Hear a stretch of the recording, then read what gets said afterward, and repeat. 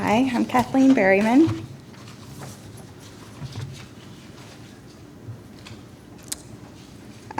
So predatory publishing is a made-up term, and it's used to describe the poor publishing practices that Jeffrey Beall observed in some academic journals.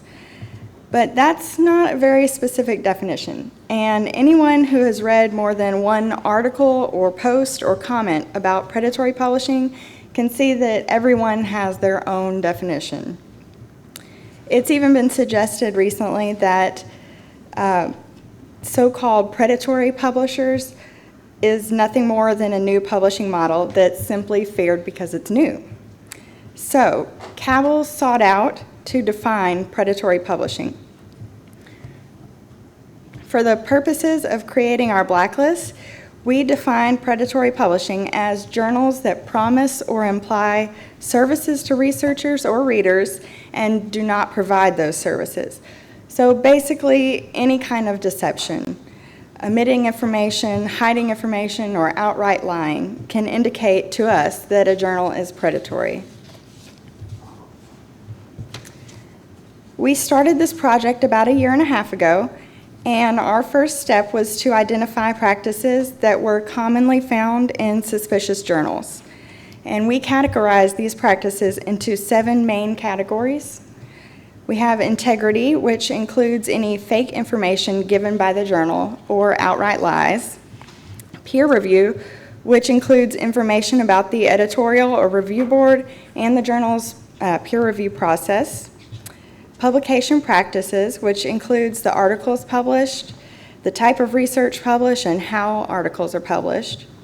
Fees, which include any charges that the journal has, whether it's for publishing, reviewing, subscriptions, memberships, etc. The journal's website, access and copyright, and business practices, which includes spam emails and discoverability of the journal. So how does Cabell's blacklist differ from the archive copies of Beall's list? First, we're striving to be as objective as possible when evaluating journals. We're not adding journals to our list based on our instincts. If we have evidence that a journal meets our criteria, they're added. If they don't, then they're not added. Second, we're evaluating journals rather than publishers. Larger publishers often leave the management of the individual journals in the hands of the editors, which could mean that not all of a publisher's journals have deceptive practices. We don't want to punish the legitimate journals for one journal's behavior, when the only connection between them is that they happen to be published by the same publisher.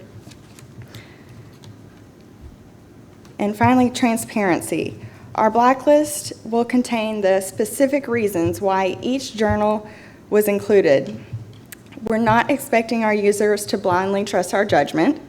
We want researchers to see the behaviors that we identified in each journal and then decide for themselves if they want to submit their research there or not.